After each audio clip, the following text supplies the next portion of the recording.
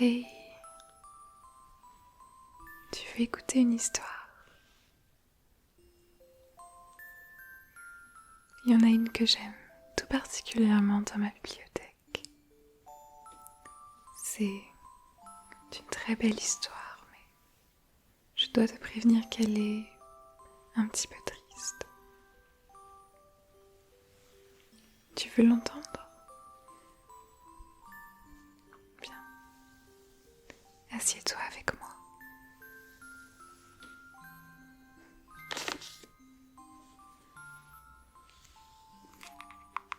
Elle est dans ce livre.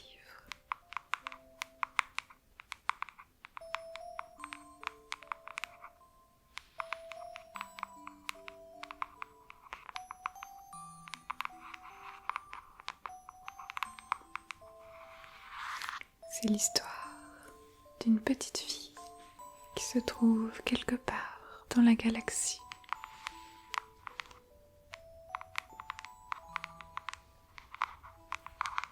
Elle te fera peut-être penser à quelqu'un.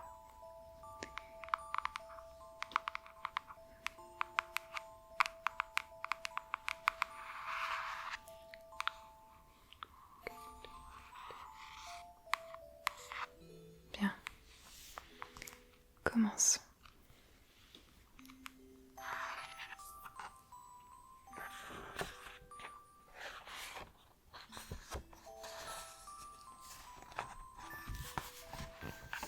Chapitre 1.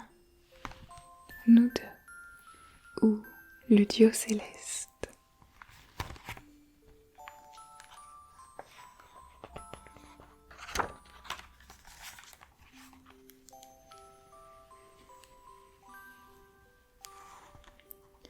Il était une fois, il y a très longtemps, sur une petite planète bleue, une fillette découvrit un vieux vaisseau rouillé.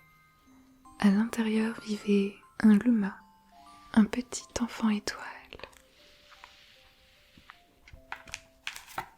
Le Luma, juste ici.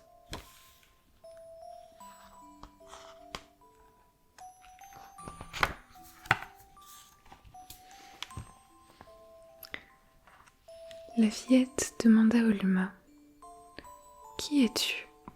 Et que fais-tu ici ? » ?»« J'attends ma maman. Elle doit venir me chercher avec sa comète, » répondit le Luma, qui attendait nuit et jour depuis des lustres.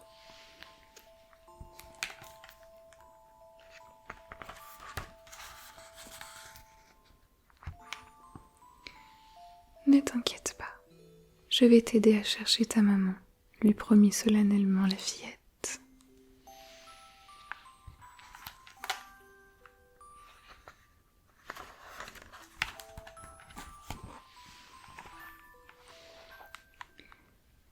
La nuit tombée, la fillette emprunta en cachette le télescope de son père et se mit à scruter le firmament.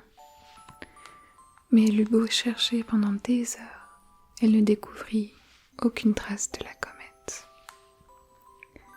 Elle essaya encore pendant des jours, puis les années qui suivirent, mais les cieux restaient désespérément vides.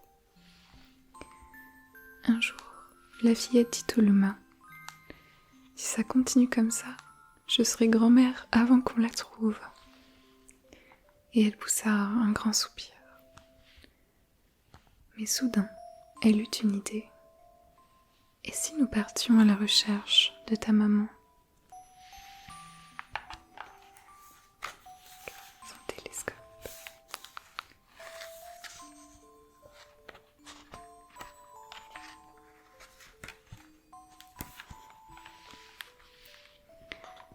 La fillette et le Luma remirent le vieux vaisseau en état et embarquèrent en direction des étoiles. C'est ainsi que débuta leur voyage à la recherche de la maman du Luma. À bord du vaisseau champignon.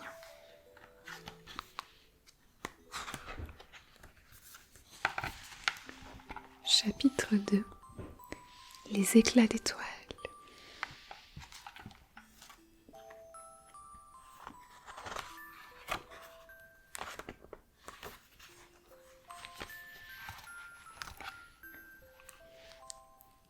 Plusieurs jours avaient passé depuis le départ, mais ils n'avaient pas croisé la moindre planète sur leur route.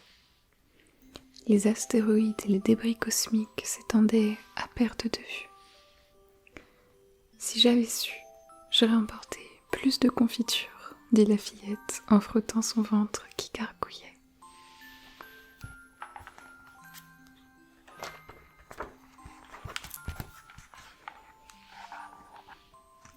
Avant le départ, elle avait empaqueté du pain, du lait, sa petite peluche lapin, de la confiture de framboise et du thé parfumé à l'abricot. Mais elle avait oublié quelque chose d'essentiel.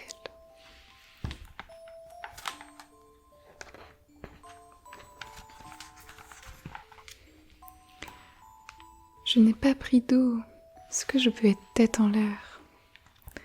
À ces mots, le Luma se mit à rire aux éclats. Moi, tant que j'ai des éclats d'étoiles, ça me suffit. Tu veux goûter? La fillette répondit avec une pointe d'ironie. Ah, me voilà rassurée. Je pensais que tu ne riais jamais.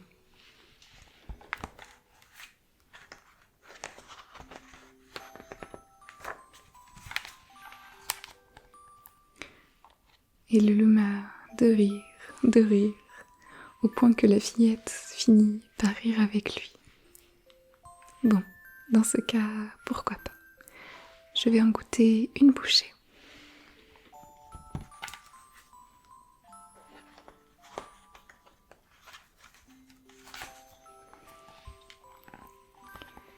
Grâce au filet à papillons de son frère qu'elle avait emporté, la fillette commença à attraper des éclats d'étoiles.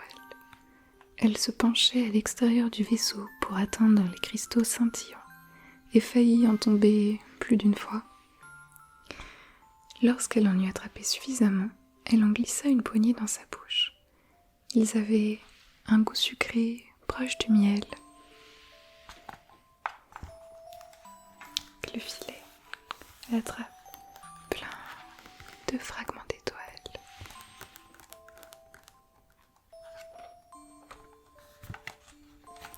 Chapitre 3. L'étoile scintillante.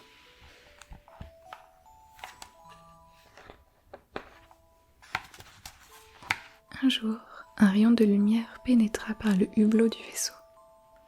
Le soleil se lève, ça faisait longtemps. Et, regardant par la fenêtre, la fillette aperçut un astre magnifique, couleur émeraude, brillant de mille feux. Secouant le Luma endormi pour le réveiller, la fillette lui dit « Allons voir ce qu'il y a sur cet astre. »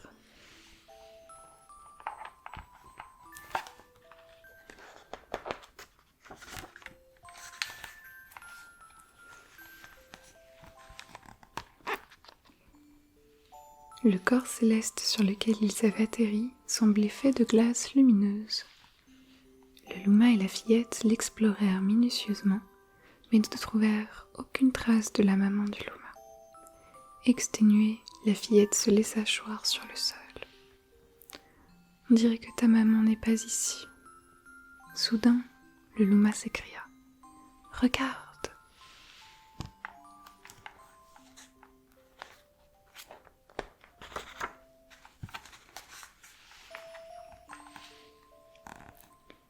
Dans l'épaisseur du sol gelé que lui montrait le Luma, la fillette aperçut de nombreux éclats d'étoiles. « C'est formidable, hein ?» dit fièrement le Luma. « Même si cet astre est fait de glace, la température y est très agréable, et je suis sûre qu'on peut y trouver de l'eau aussi. » D'un commun accord, ils décidèrent de s'installer quelque temps dans ce nouveau paradis. Ainsi, se laissant porter par le courant des étoiles scintillantes, les deux voyageurs poursuivirent leur recherche de la maman du Luma. Tu as vu comme cette comète est belle, le vaisseau et tous les fragments d'étoiles coincés dans la glace.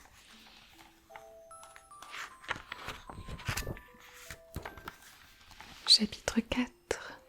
Le rêve.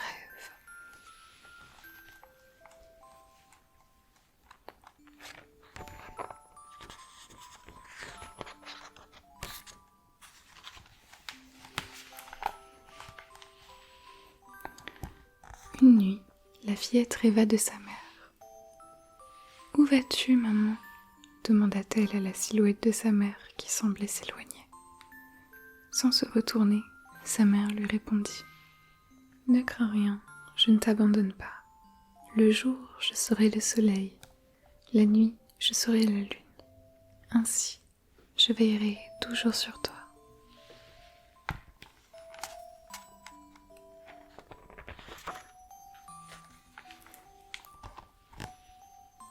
Une vague de tristesse s'abattit sur la fillette. Et comment feras-tu lors des nuits pluvieuses où il n'y a ni soleil ni lune? Après quelques instants de réflexion, sa mère lui répondit.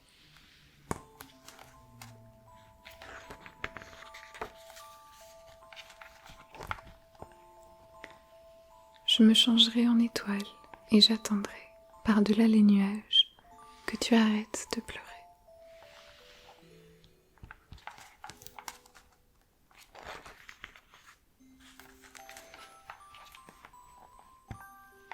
À son réveil, la fillette avait les yeux mouillés de larmes. Le louma allongé à ses côtés demanda « Pourquoi est-ce que des éclats d'étoiles coulent de tes yeux ?» Essuyant ses larmes, la fillette répondit « Malheureusement, ce ne sont pas des éclats d'étoiles. Je pleure parce que je ne reverrai jamais ma maman. » Le louma se mit à pleurer à son tour. « Maman, maman !»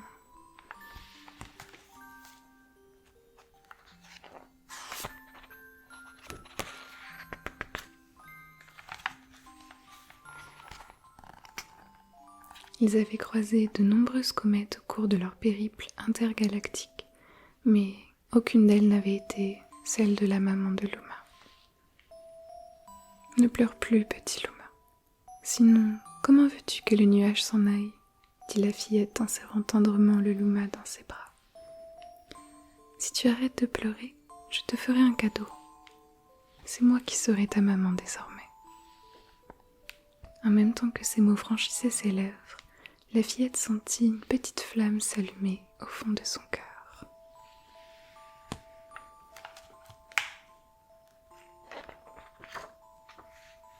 Chapitre 5. La maison. Tu es toujours avec moi? Bien.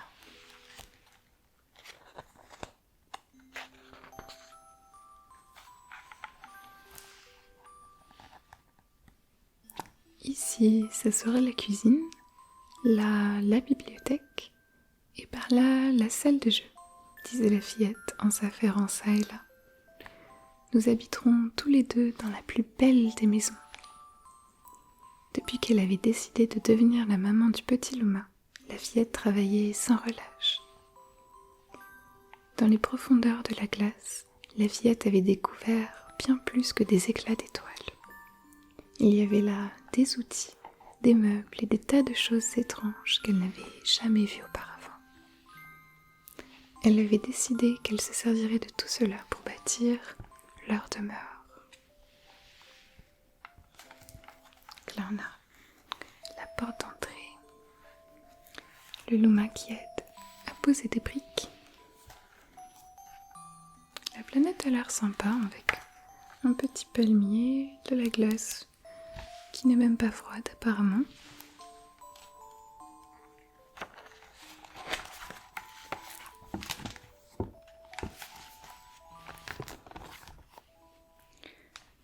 Contemplant la maison terminée, le Luma demanda sur un ton hésitant.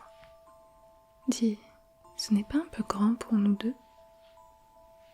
Et en effet, toutes ces pièces, bibliothèque, cuisine, salle de bain, donnaient moins une impression d'espace à l'ensemble qu'un grand sentiment de solitude. C'est vrai, ni papa ni mon petit frère ne sont là, ni maman, dit la fillette d'une voix si basse qu'il en était presque inaudible. Décidément, cette maison était trop vaste pour deux si petits habitants.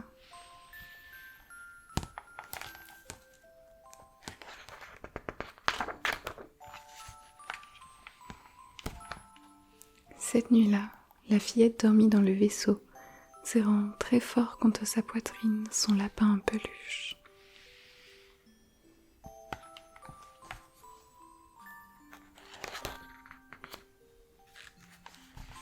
Chapitre 6 des amis.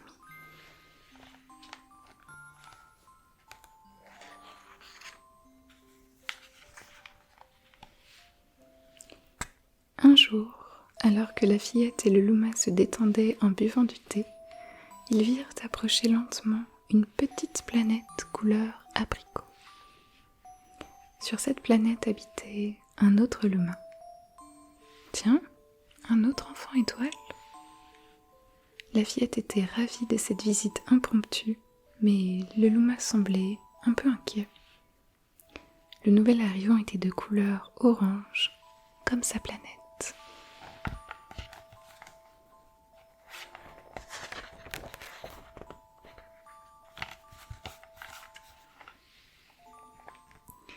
Les deux loumas se fixèrent longuement du regard, sans que l'un ou l'autre ne fasse un pas en avant ou en arrière.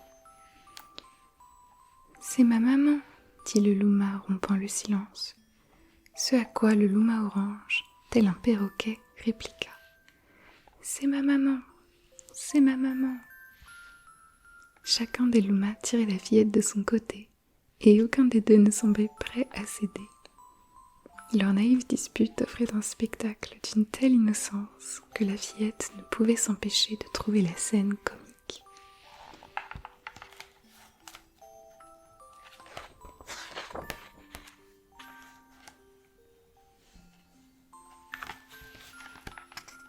Et soudain, alors qu'elle allait éclater de rire, un second louma sortit de la planète abricot.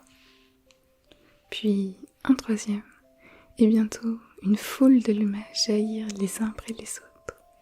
Des rouges, des bleus, des oranges, des verts. Et tous reprenaient à tue-tête. « C'est ma maman, c'est ma maman !»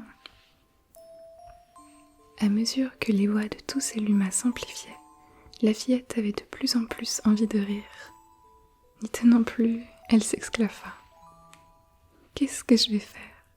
J'ai vraiment beaucoup d'enfants maintenant. » Les loumas, perplexes, regardaient la fillette qui riait en se tenant le ventre. Lorsqu'elle finit par se calmer, elle déclara. « Bon, eh bien, il ne me reste plus qu'à trouver un nom pour chacun d'entre vous. »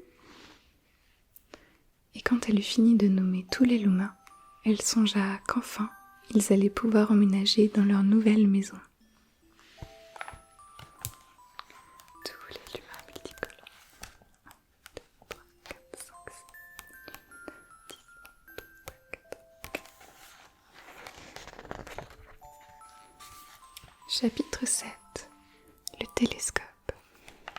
Pour celui-ci, je vais rapprocher mon louma, tenir dans mes bras.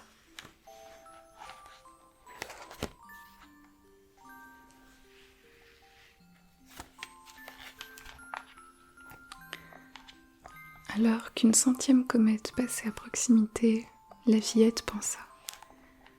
Je me demande si ma planète a toujours le même éclat bleu. Elle se souvint tout d'un coup du télescope de son père.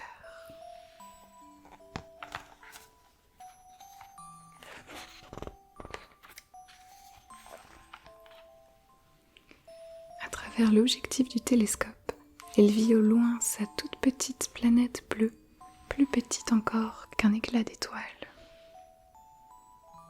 C'est étrange, elle est si loin et pourtant je la sens si proche.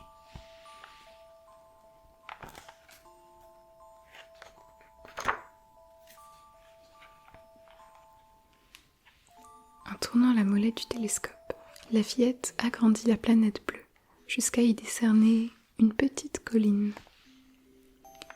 C'est la terrasse sur laquelle je me rendais pour observer les étoiles. Cette colline était très proche du village dans lequel la fillette avait grandi. Ce paysage familier raviva en elle de nombreux souvenirs.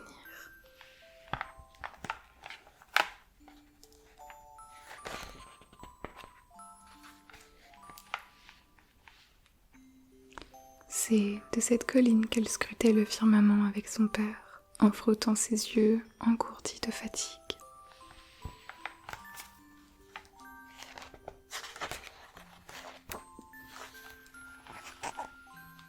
Cette colline qu'elle dévalait sur sa luge avec son frère les jours de neige.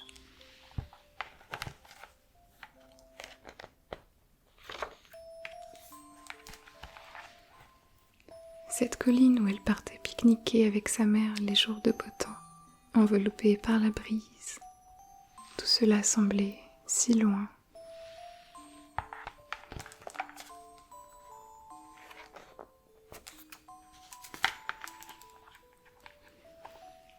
Je veux rentrer chez moi.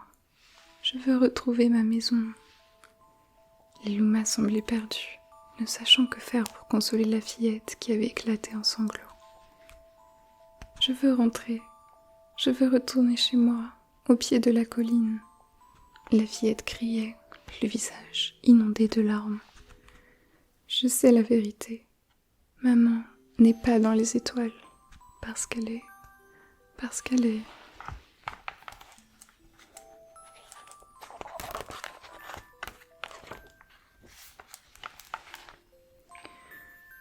Parce qu'elle repose au pied de l'arbre, sous la colline. Les cris de la fillette résonnèrent à travers l'espace, et tout, aux alentours, devint silencieux, comme figé.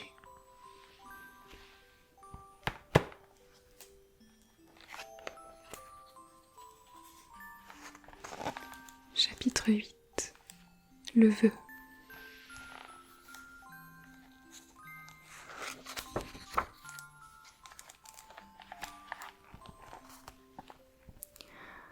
Le chagrin de la fillette semblait ne devoir jamais s'arrêter. Le Luma s'approcha et lui dit « Ta maman, elle est toujours avec toi. » À leur tour, les autres Lumas se rassemblèrent autour de la fillette et tentèrent de la réconforter. « Tu sais, ta maman est toujours à tes côtés, dans ton cœur, et elle veille sur toi. » « Non, non, c'est faux. »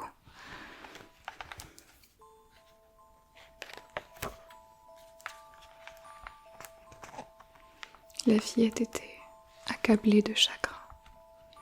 Le regard du Luma eut un éclat un peu triste, qui se changea soudain en un grand sourire. Il dit « Alors, je vais exaucer ton vœu. Je vais me changer en étoile. Une étoile filante qui te permettra de voyager où tu voudras. »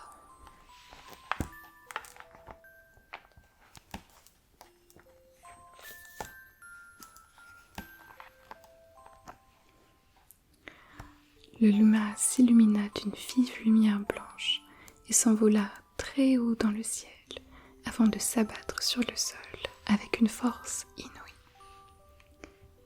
Capou, capla. Le sol se mit à trembler et une intense lumière blanche jaillit du trou dans lequel il s'était précipité.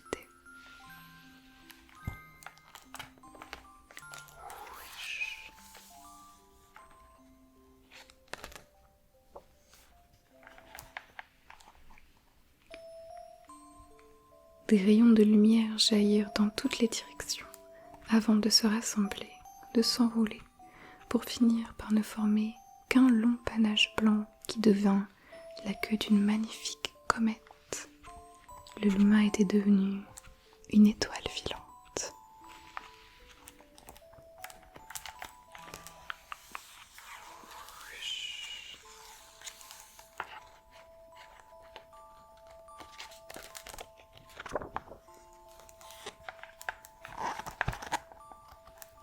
La fillette ne comprenait pas ce qui se produisait sous ses yeux. Comment est-ce possible ? Ne cessait-elle de répéter. S'approchant, un Luma rouge expliqua. Notre destin, à nous autres Lumas, est de nous transformer en corps céleste. Un Luma vert poursuivit. Notre vœu le plus cher est de nous transformer en étoiles pour apporter le bonheur aux personnes que nous aimons. Un Luma bleu ajouta. Celui-ci est heureux car il a pu devenir une superbe étoile.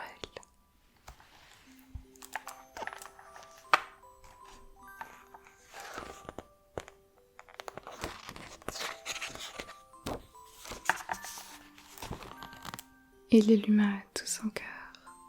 Alors, tu ne dois plus être triste, maman. Merci, dit la fillette d'une voix presque inaudible, en prenant les luma dans ses bras. Depuis ce jour, la fillette ne laissa plus jamais un seul éclat d'étoile s'échapper de ses yeux.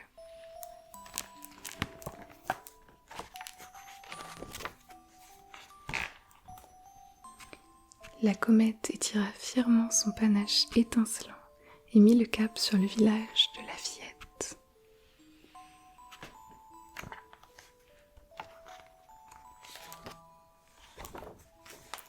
Chapitre 9. La famille.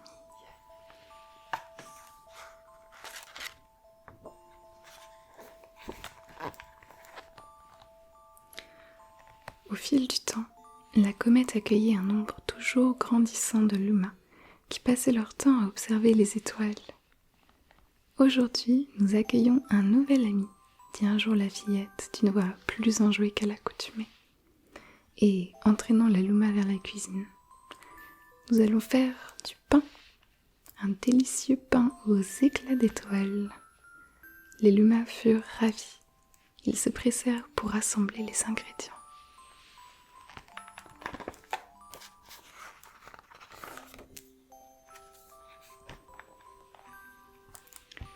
En elle-même, la fillette se disait « Je resterai pour toujours auprès d'eux. Je ferai en sorte qu'aucun d'eux ne se sente seul jusqu'au jour où ils quittent la maison. Et même le jour de leur départ, je les regarderai partir en souriant. Car c'est cela, la joie d'être mère. »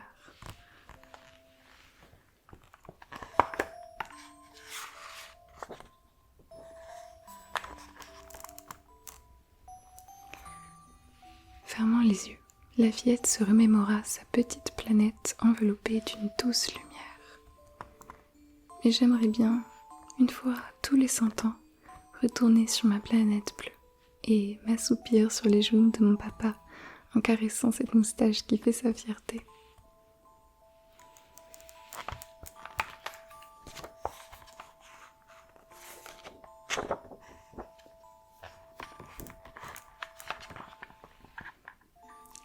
La comète poursuit toujours son voyage, emportant avec elle la fillette et les lumas. On dit qu'aujourd'hui, étirant son étincelant panache blanc, elle abrite une très grande famille. Et, une fois tous les 100 ans, elle passe près de la planète natale de la jeune fille.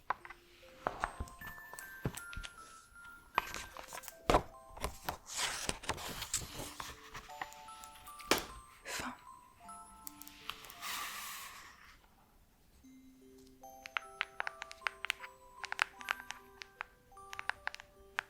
Alors, as-tu aimé cette histoire ?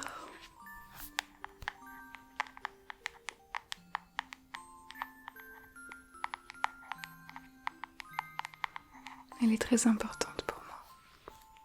Je suis ravie de l'avoir partagée avec toi.